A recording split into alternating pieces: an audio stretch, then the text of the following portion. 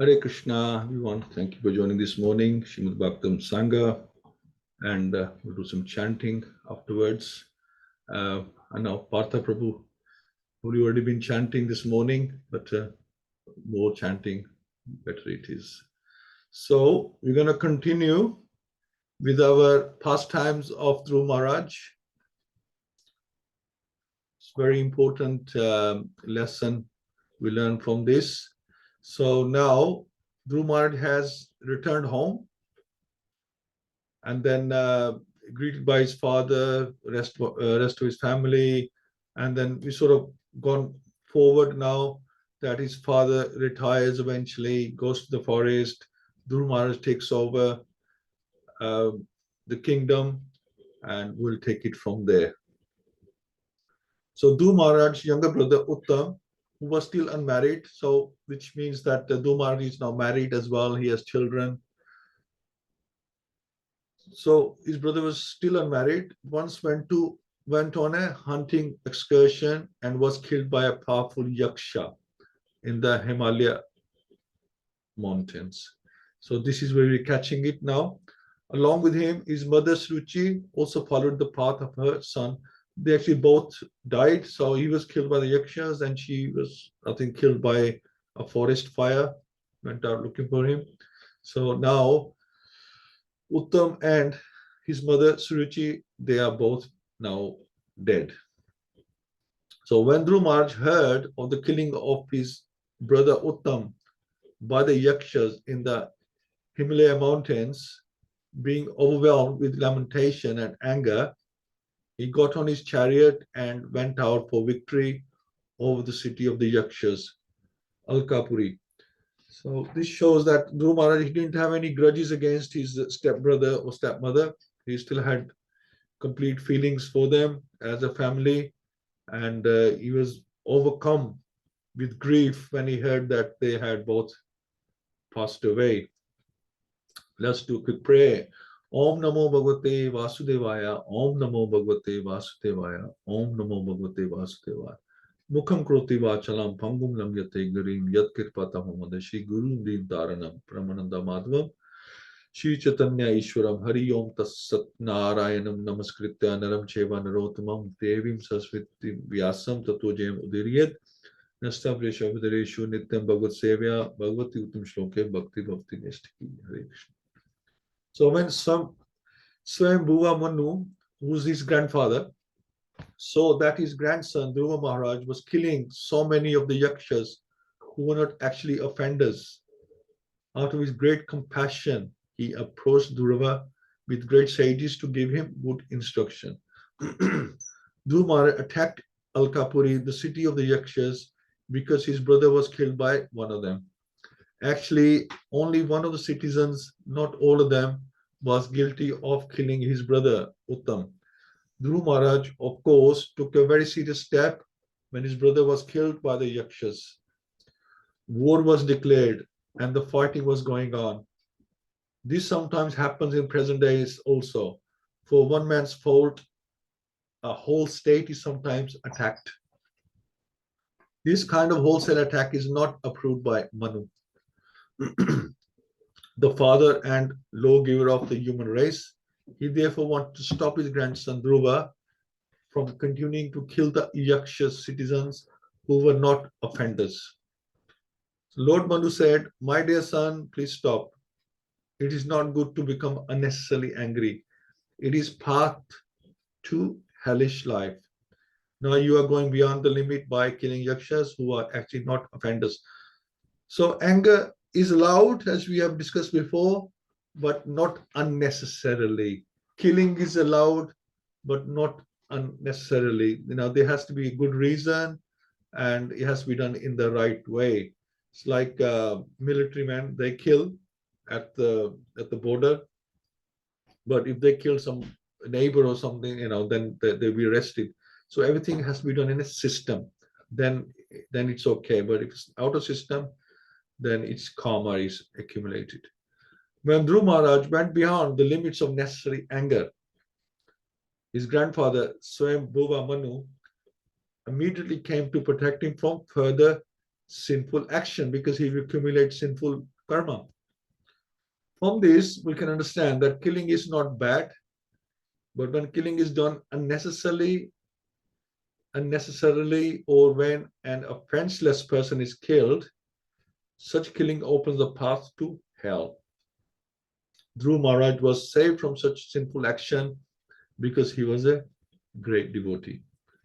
So a Kshatriya is allowed to kill only for maintenance of the law and order of the state. He is not allowed to kill or commit violence without reason. Violence is certainly a path leading to a hellish condition of life, but it is also required for maintenance of the law and order of the state. So here Lord Manu prohibited Dhruva Maharaj from killing the Yakshas because only one of them was punishable for killing his brother. So only one Yaksha had killed Uttam, but then Dhruva Maharaj went and killed them wholesale, because of his anger. Not all of the Yaksha citizens were punishable. So we find in modern warfare, however, the attacks are made upon innocent citizens who are without fault. So according to the law of Manu, such warfare is most sinful activity. Furthermore, at the present moment, civilized nations are unnecessarily maintaining many slaughterhouses for killing innocent animals. So when a nation is attacked by its enemies, the wholesale slaughter of the citizens should be taken as a reaction to their own sinful activities. That is nature's law. So Svayambhuva Manu continues, "My dear son, the killing of the sinless yakshas which you have undertaken is not at all approved by authorities. And it does not befit our family, which is supposed to know the laws of religion and religion." So if the leaders are doing sinful activities, then what to say about the citizens as well? So anybody who's a leader, who's in charge, must be exemplary to his followers. "My dear son, it has been proved that you are very much affectionate towards your brother and are greatly aggrieved at his being killed by the Yakshas. But just consider, for one Yaksha's offense, you have killed many others who are innocent. One should not accept the body as the self and thus, like the animals, kill the bodies of others. This is especially forbidden by saintly persons who follow the path of devotional service to the Supreme Personality of Godhead." So in the Narada Pancharatra, it is said, "Rishikena Rishikesha Sevanam Bhakti Uchate." The process of rendering favorable service to the Supreme Personality of Godhead with one's senses is called bhakti or devotional service. Therefore, why should a person who's already engaged in the service of the Lord engage himself in personal sense gratification? So Dhruva Maharaj is advised here by Lord Manu that since he is a pure servant of the Lord, why should he unnecessarily engage like the animals in the bodily concept of life? An animal thinks that the body of another animal is his food. Therefore, in the bodily concept of life, one animal attacks another. A human being, especially one who is a devotee of the Lord, should not act like this. A sadhu, a saintly devotee, is not supposed to kill animals unnecessarily. So, Svayambhuva Manu is saying that once you have started doing devotion service, when you are following in the path of the scriptures, you're worshipping the Lord, then you have risen above the animal state. So people who are not following God's word or doing any devotion service are in a state of animal consciousness, because animals, they only think on the bodily platform, they only think about themselves and about sense gratification. So if you have risen above that consciousness, then why go back to that consciousness? We should be at a higher platform. So it is very difficult to achieve the spiritual abode of Hari in the Vaikuntha planets. But you are so fortunate that you are already destined to go to the abode of worshipping him as the supreme abode of all living entities. So Dhruva Maharaj already had been invited to the Vaikuntha planet. He was told that when Brahmaji leaves, he can come with him, or actually, I think he goes before that anyway. When his time is up, he's lived his life, then he will return back home anyway. So why mess about with his spirituality? The material bodies of all living entities cannot exist unless sheltered by the spirit soul and the super soul. The spirit soul is dependent on the super soul, who is present even within the atom. Therefore, since anything material or spiritual is completely dependent on the Supreme Lord, the Supreme Lord is referred to here as Bhutavas. Dhruva Maharaj, as a Kshatriya, could have argued with his grandfather Manu when Manu requested him to stop fighting. But even though Dhruva could have argued that as a Kshatriya it was his duty to fight with the enemy, he was informed that since every living entity is a residence of the Supreme Lord and can be considered a temple of the Lord, so every Krishna is in every atom in the form of Paramatma, super soul. So where it is God, that place is a temple. So everything, everywhere, everybody is a temple of God. So the unnecessary killing of any living entity is not permitted. So because God is everywhere there is temple, and wherever God's name is mentioned, that place is also a temple. Because you are a pure devotee of the Lord is always thinking of you. And you are also recognized by all his confidential devotees. Your life is meant for exemplary behavior. So because he's a leader, and plus he is seen as in a very high status because of what he achieved at such a young age, and he's a great king as well. So naturally, people are going to follow his example because they will think that he's doing the right thing, that this is the way to do things. He has set example. I am therefore surprised. Why have you undertaken such an abominable task? So Dhruva Maharaj was a pure devotee and was accustomed to always thinking of the Lord. Reciprocally, the Lord always thinks of those pure devotees who think of him only 24 hours a day. As a pure devotee does not know anything beyond the Lord, so the Lord does not know anything beyond his pure devotee. Svayambhuva Manu pointed out this fact to Dhruva Maharaj. Not only are you a pure devotee, but you are recognized by all pure devotees of the Lord. You should always act in such an exemplary way that others may learn from you. Under the circumstances, it is surprising that you have killed so many faultless yakshas. So what was done, and it was wrong. But Manu, he wants to stop Dhruva now committing any more mistakes.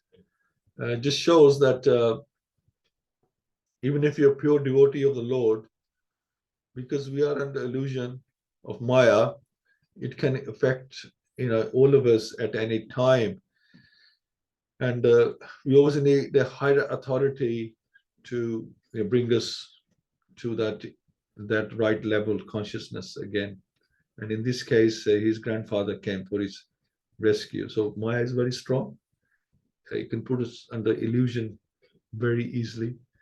So we should never be thinking that I have become so qualified now. I have reached such a high level that Maya can't touch me. Maya can touch even Brahma himself. So should be very careful. The Lord is very satisfied with this devotee when the devotee greets other people with tolerance, mercy, friendship, and equality. So this is the qualities we should be working towards: tolerance, mercy, friendship, and equality. So it is duty of an advanced devotee in the second stage of devotional perfection to act in accordance with this verse. There are 3 stages of devotional life. In the lowest stage, a devotee is simply concerned with the deity in the temple, and he worships the Lord with great devotion, according to rules and regulations. In the second stage, what we are referring to, the devotee is cognizant of his relationship with the Lord, his relationship with fellow devotees, his relationship with these persons who are innocent, and his relationship with persons who are envious. Sometimes devotees are ill-treated by envious persons. It is advised that an advanced devotee should be tolerant. He should show complete mercy to persons who are ignorant or innocent. A preacher devotee is meant to show mercy to innocent persons whom he can elevate to devotional service. Everyone by constitutional position is an eternal servant of God. So we are all servants of God. That's how you have to say that even the atheists are servants of God. They just don't know it yet, or they have forgotten. That's the thing. Therefore, a devotee's business is to awaken everyone's Krishna consciousness. That's his mercy. So everyone is a temple of God, and everyone is a servant of the Lord, but they are a little bit bewildered. They are under illusion. Maya has taken over. We have to have compassion and help these people find their true identity, and at the same time, we have to maintain our identity as well. So that's his mercy. As for a devotee's treatment of other devotees who are his equals, he should maintain friendship with them. So we shouldn't be envious. We should be friends with people who are equal to us, and we should be making the right exchanges and learning from each other. His general view should be to see every living entity as part of the Supreme Lord. Different living entities appear in different forms of dress, but according to the instruction of Bhagavad-Gita, a learned person sees all living entities equally. Such treatment by the devotee is very much appreciated by the Supreme Lord. It is therefore said that a saintly person is always tolerant and merciful. He is a friend to everyone, never enemy to anyone, and he is peaceful. These are some of the good qualities of a devotee. So being a devotee is just not having a lot of knowledge of Bhagavad-Gita, learning all the shlokas, knowing your Bhagavatam, knowing your Chaitanya Charitamrita. It doesn't mean that you have acquired a lot of knowledge. Now you are a big devotee. Being a devotee, as well as having knowledge, is about building a character and having a responsible attitude towards everyone. So your personality and character is very important for you to be classed as a devotee, not just having knowledge of scriptures. So these pastimes, they're actually helping us to understand, what the requirements are. Otherwise, if these pure devotees did not make these mistakes, how would we learn? So sometimes, these things are happening for our benefit. Otherwise, how could we learn? We just know that, this is the right, they are great people, but until they make mistakes, nobody comes to correct them. We don't know what the corrections are. So one who actually satisfies the Supreme Personality of Godhead during one's lifetime becomes liberated from the gross and subtle material conditions, thus being freed from all material modes of nature, and he achieves unlimited spiritual bliss. So in the previous verse, it has been explained that one should treat all living entities with tolerance, mercy, friendship, and equality. By such behavior, one satisfies the Supreme Personality of Godhead, and upon his satisfaction, the devotee immediately becomes free from all material conditions. The Lord also confirmed this in Bhagavad-Gita. Anyone who sincerely and seriously engages in my service immediately becomes situated in a transcendental stage wherein he can enjoy unlimited spiritual bliss. Everyone in this material world is struggling hard in order to achieve blissful life. Unfortunately, people don't know how to achieve it. Atheists don't believe in God, and certainly they don't please him. Here it is clearly said that upon pleasing the Supreme Personality of Godhead, one immediately attains to the spiritual platform and enjoys unlimited blissful life. To become free from material existence means to become free from the influence of material nature. So a person should act in such a way that the Lord is satisfied by the activity. It is not that he himself is to be satisfied. So we're not trying to satisfy our own senses, we want to satisfy the Lord.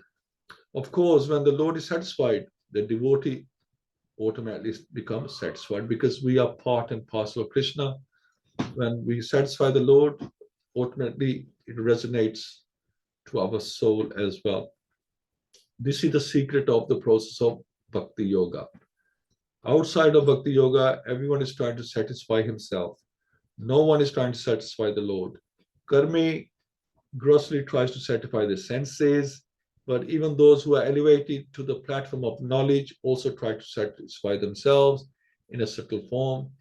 Karmis try to satisfy themselves by sense gratification.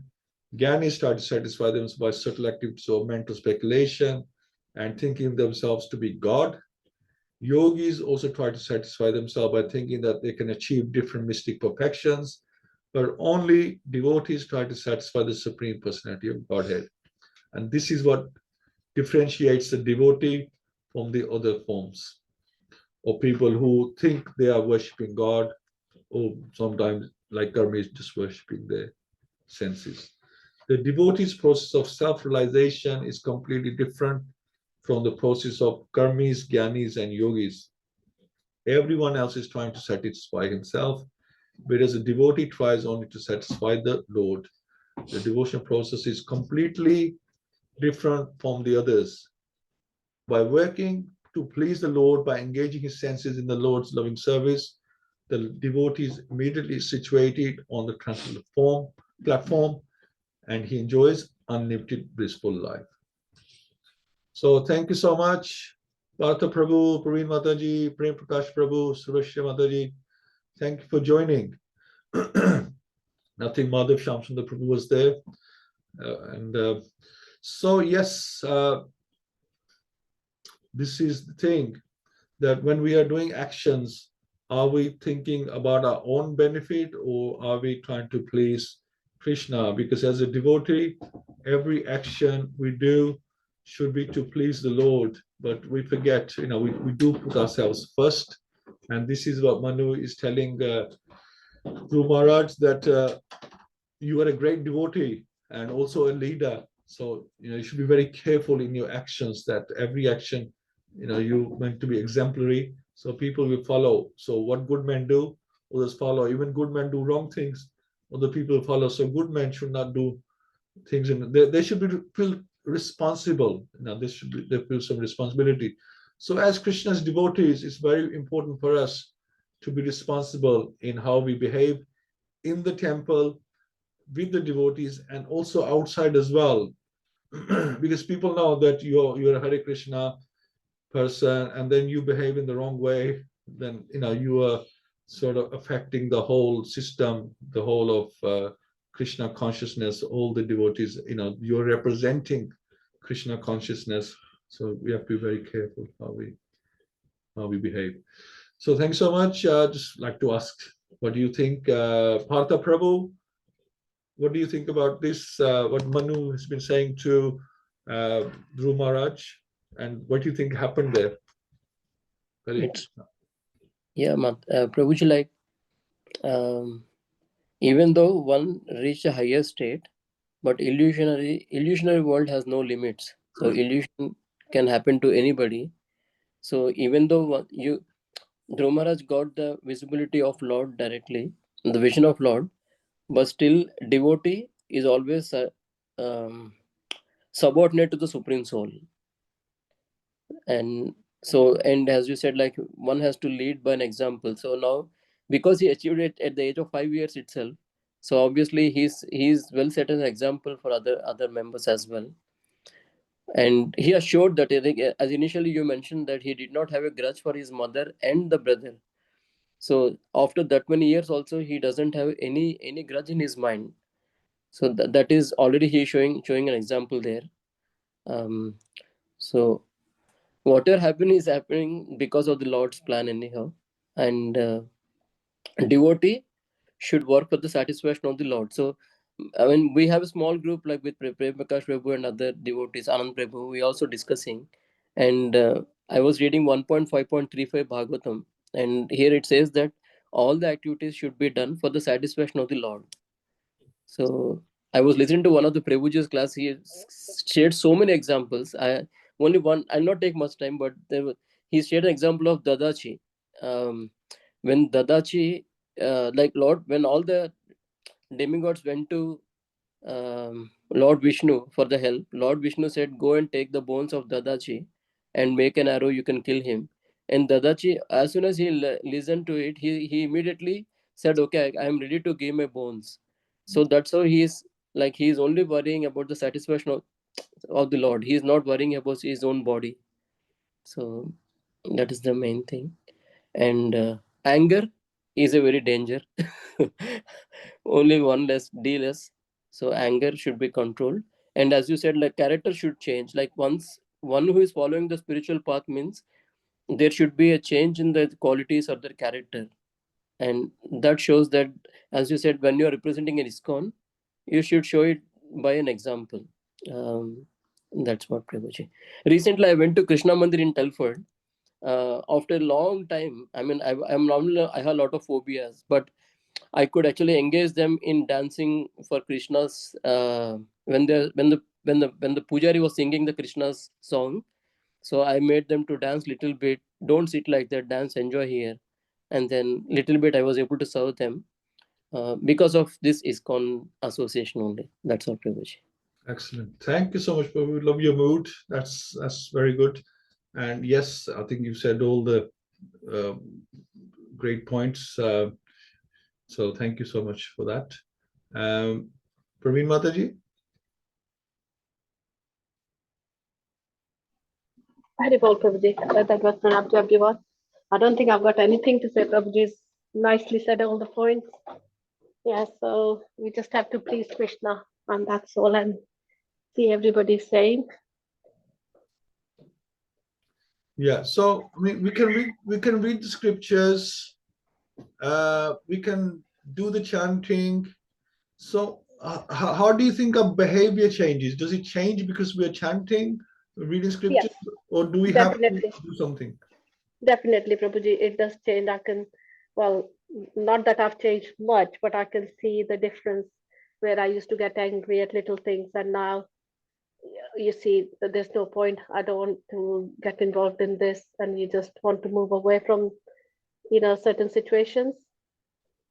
So it does, because now we realize what is the most important thing. We just want to engage ourselves in chanting rather than wasting time in gossiping and doing this and that.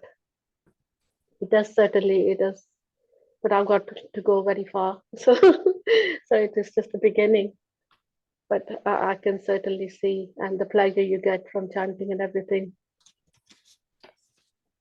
Absolutely, absolutely. Yeah, Yeah, but then I have more questions than to say things. But then sometimes, Prabhuji, not that it matters to me now, but like sometimes you feel like you're not treated the same like other people.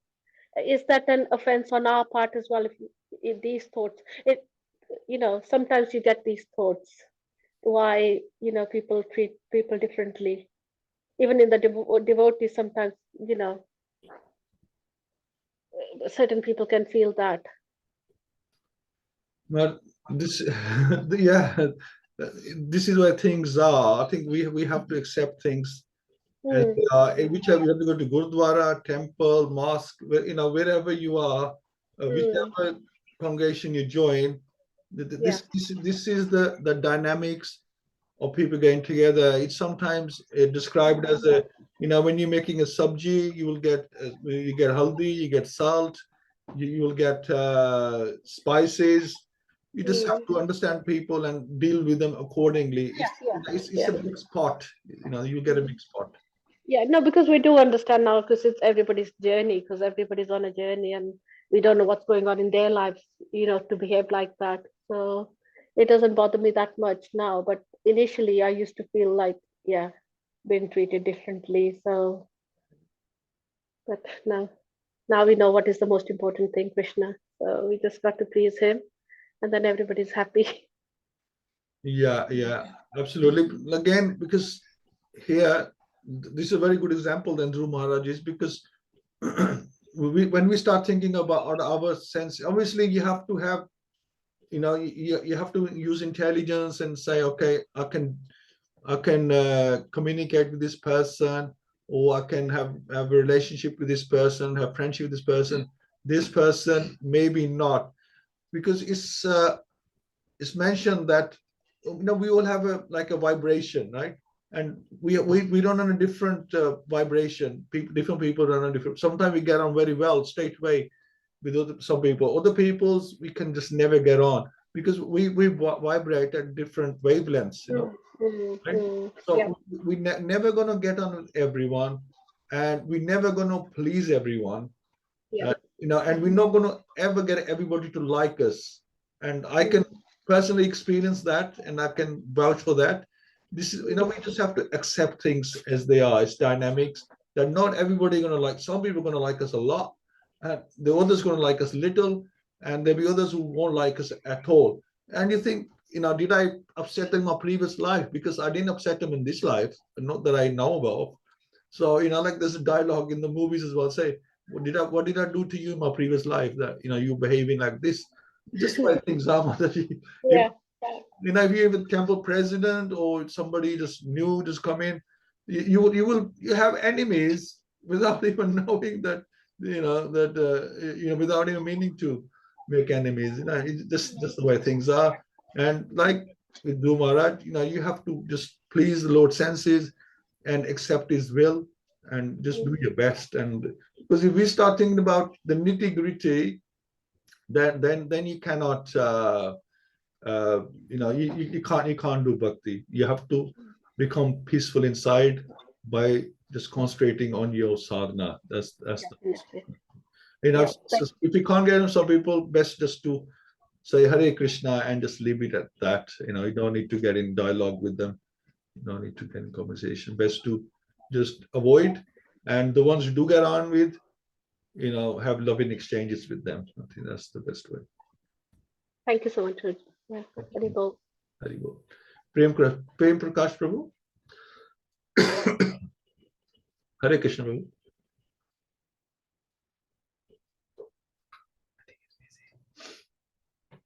Can't hear you, Prabhu. He hasn't unmuted himself. Are you, maybe you're busy at the moment? Okay.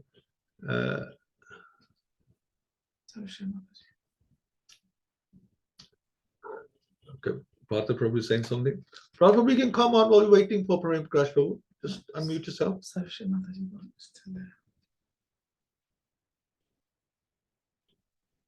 So Partha Prabhu made a point that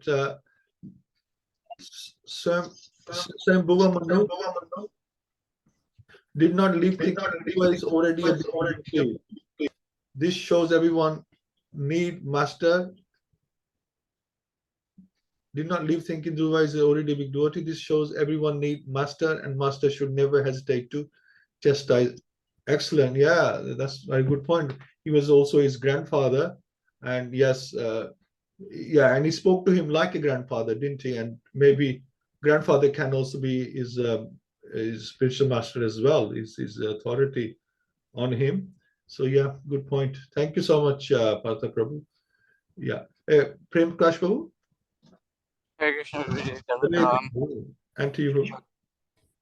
So I was just thinking about this Prabhuji, and it was said that it gave Dhruva Maharaj actually got a perfection at the age of 5. That's very important to understand. Is that doesn't mean that once we take initiation or we take any devotional service, we are going to be free of the clutches of Maya. I mean, it's not like that. We are going to be impacted or affected any moment in time, and it's a clear example uh, that Srila Prabhupada actually said that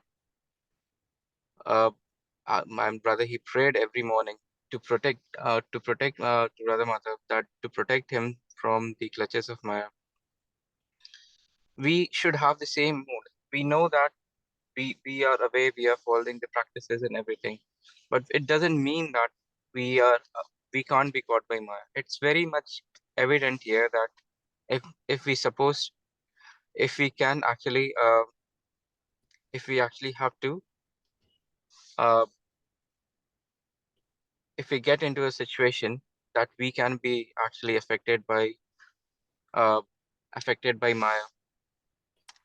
So that's another thing, is that one of the devotee told Srila Prabhupada, saying that, look, I'm actually completely free from the desire to have sex. And then Prabhupada said that just wait until you see apsaras. So that is another thing, is that we considered our situation as a fight with Maya, but the Maya is way beyond and much more longer. So that is an example. Dhruva Maharaj is not setting this example basically to evident that, look, I mean, he wanted, because he is already liberated, but all the devotees of the Lord set example to make people understand that in what situation we are in, what situation we are going through. So he's trying to set an example. He's saying that, look, even though I'm liberated long ago, but I'm actually can get impacted by the emotion and family bondage. That's one example we need to understand, is that we need to be careful at every step in our life. Whatever we are doing, whatever we do, we need to assess it to make sure that we are in the moment, we are at the time, understand that although we are progressing in bhakti, but it's just because of the mercy of Guru Maharaj and Krishna we are doing it. It's not by our own we can achieve anything. That's one thing we really need to understand. If we fail to understand that, that's Maya as well. That's very important for us.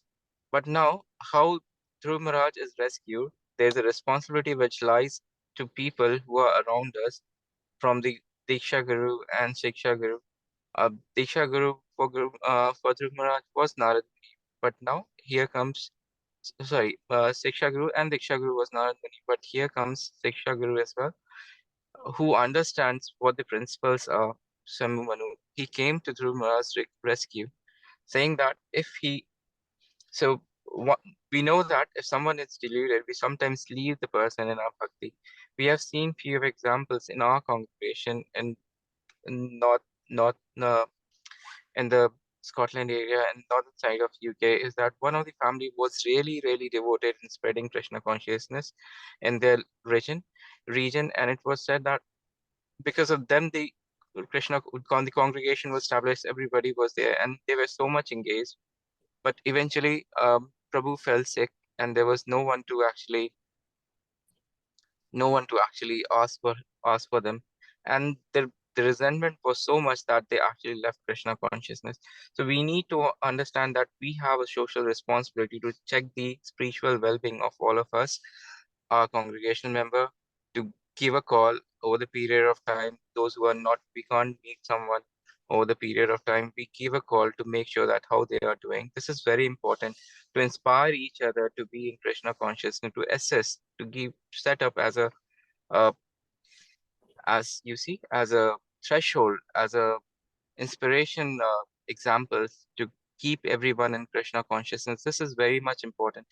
In this case, once Dhruva Maharaj is actually being overtaken by the situation, which is more of the material in nature, although he was made aware of this situation is going to come, but the devotees who inspired him. So this is very, very important to understand that.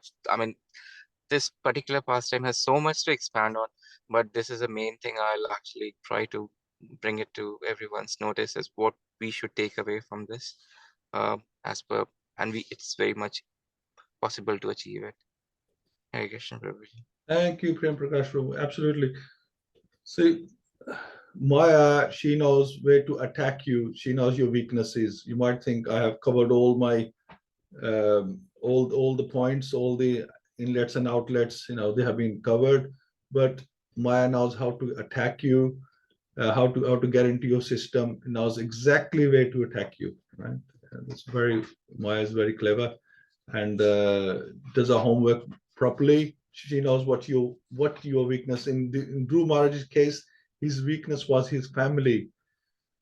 So she attacked him there, with his brother and mother, even though they're stepmother and stepbrother, but he was very passionate for them. So she attacked him there and got the better of him. And you're right, we should be showing compassion to everyone to revive their Krishna consciousness and make sure nobody falls away. It's our responsibility, especially if you're a leader. So responsibility that people don't fall to the side. If we lose a devotee, then we should feel responsible that how did we allow this to happen? Because we are going out like tomorrow, so many devotees going out on Gita Jayanti to give Gita to people, to help them. Best thing you can do in Gita Jayanti is to give Gita to people, to help them come to Krishna consciousness. And then people who already come to Krishna consciousness, they fall away. And we should take some responsibility, because it takes gallons of blood, as Prabhupada says, to make a devotee, and then to lose one, it's a loss on our part. It's it's something that we should regret that we allowed this to happen. So yeah, thank you, Prem Prakash Prabhu. Yeah, we should do our best to at least not just build new devotees, also to maintain what we have, as well as building new ones. We still have to maintain the one. And it's a pity, like Praveen Mataji mentioned, that there's so much bickering and so much goes on. Why don't these people understand that we are in the movement to keep devotees, not to be envious of them or get rid of them or have prejudices? Why? If you want to please the Lord, then help the devotees. Then you ultimately please the Lord. So it's very important that we look after each other. But yeah, it's just human nature that we forget why we come into the movement in the first place. Thank you so much, Prabhu. You want to say something? Okay. Hare Krishna, everyone. Beautiful points made, and yes, we have got to look out, and we have to remember always that we are self, we are part of Krishna, we are the souls, and but because we are carrying this body all the time with us, so we sometimes forget, and it's our desires as well, end of the day, which make us forget that we are not these bodies, we are the souls. And Krishna says in Bhagavad-Gita that Maya is my energy, Maya is controlled by me. So that makes us more responsible, because now we have learned so much from Bhagavad-Gita, Bhagavatam, from Srila Prabhupada's commentaries on all these scriptures, that it is so important for us to desire right things, to behave rightly, and we cannot just let ourselves, go casual, even for a moment, because one moment can be detrimental in our bhakti. That can either take us higher or make our bhakti sink, and whatever we have achieved in all the years, that can be lost in just a few seconds. So it's so important for us to pray to Krishna every morning, and at the end of the day, that Krishna, please, please, like you promised in Bhagavad-Gita, that you'll protect what I have and that you will carry what I lack. So this is my taking away from today's class, and wish you all a very happy Gita Jayanti. Hare Krishna. Hare Krishna. Subhashri Mataji, Hare Krishna. Hare Krishna. Hare I'm Krishna. going to say this morning. Thank you. Mataji ki kya? And this You okay, Mataji? Mataji only listen. I haven't got nothing to say this morning. Thank you. Sorry, now I think we said a lot already. Thank you so much. Okay, Mataji, you would like to start a round? Chanting, yes. Hare Krishna. Hare Krishna. Nama Om Vishnu Padaya Krishna